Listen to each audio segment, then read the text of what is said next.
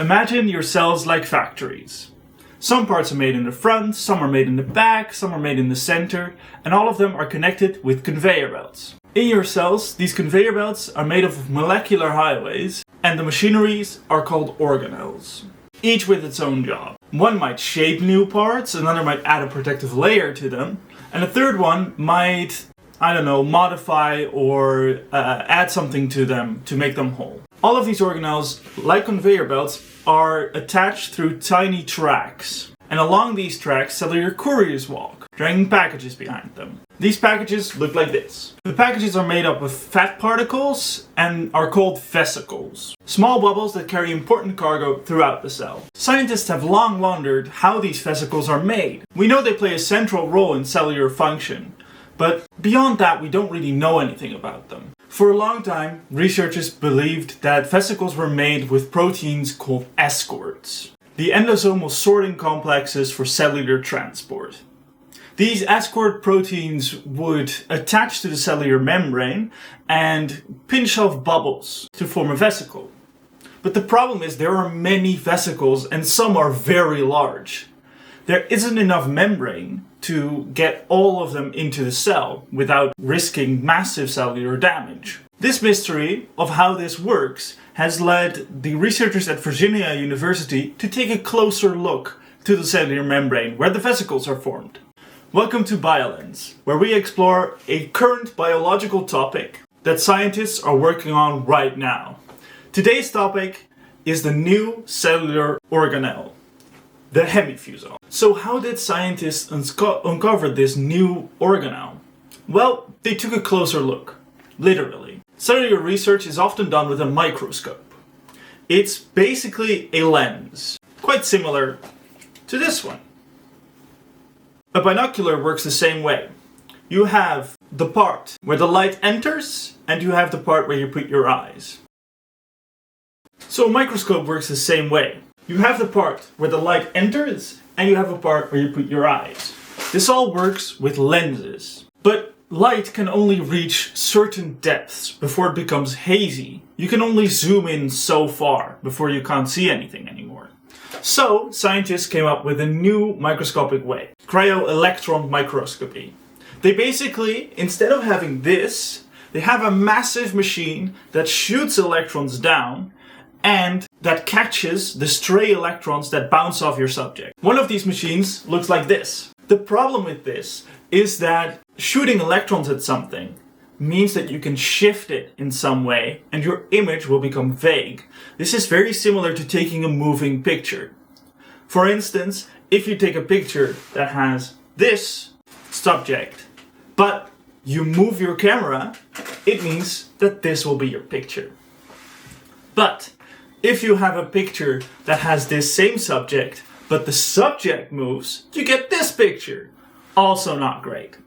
This is why scientists have started to flash freeze their subjects in order for them to go into the microscope. This is basically to keep your subject from moving and get clearer pictures. And this electron microscopy can go further than light and can show the detailed interior of a cell. Scientists at Virginia used something even more advanced to take a picture of these organelles. They used Cryo Electron Tomography. This is basically a bunch of microscopic pictures that they are taking, and they are placing them in a plane so that they get a 3D image of the subject. And they use this on mammalian cells, focusing on the cell membrane to get a good look at vesicles that are forming. And previously they had seen vesicles that kind of looked like this. But they had thought that these were two vesicles simply merging. But now, since they've looked closer, they've discovered a very special thing, a third membrane. And these structures were stable.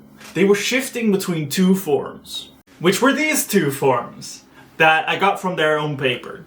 And not just their stability, but also their size was something of note for the researchers at Virginia University. They discovered that they were 160 nanometers wide. This is almost twice the size of a standard vesicle, making them far too big to just be dismissed as an occurrence. Also, the fact that the size was constant across every single one that they found made them look even closer towards these hemifusomes. And the fact that they were found in not just one mammalian sample, but 4 different mammalian samples also made the researchers at Virginia take a closer look at these things.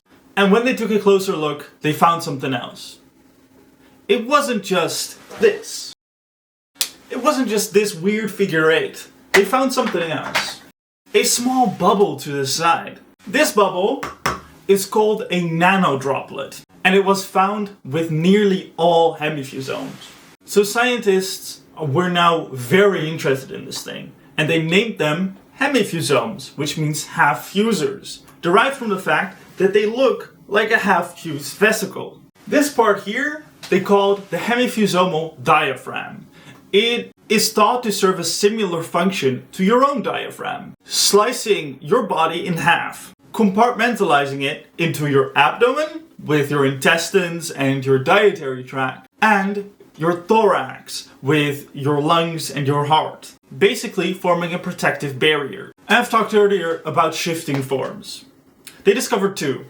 These ones. One with both of them side to side, like I've been drawing the entire time, and one with one of them conjoined into the other one. This internalized version hints at something else that the hemifusomes might be doing. Maybe sorting or storing some specific parts of the cellular produce. For a long time they thought that these 2 membranes were too fragile to last. The diaphragm was too long. But the nanodroplets seemed to stabilize this somehow. They acted like glue or a support beam to keep the hemifusome together. And even more interesting, these nanodroplets were not just a part of stabilizing the hemifusome. They also seemed to aid in some way in building new vesicles entirely. These nanodroplets were made of fat themselves, so they might have provided the ammo to blow more bubbles. But scientists are not entirely sure what hemifusomes do just yet, or what they might influence in your body. They were found in neuron and kidney cells, among others, which means that it might be something with transport, like they thought with vesicles. For instance, in a neuron, it might make the vesicles that pump out the neurotransmitters into your neural synapses, which allows your brain to function. And with kidneys, it might have something to do with excretion. But it might just be a general thing for all cells that hemifusomes are there, because every single cell does something with transport. So these hemifusomes are pretty important that we think of right now. But why is this such a big deal? It's just a tiny organelle blowing bubbles into your body. Well, there are many mysterious diseases that have something to do with transport or sorting of different cellular components, like Alzheimer's or Hemansky-Pudlak syndrome.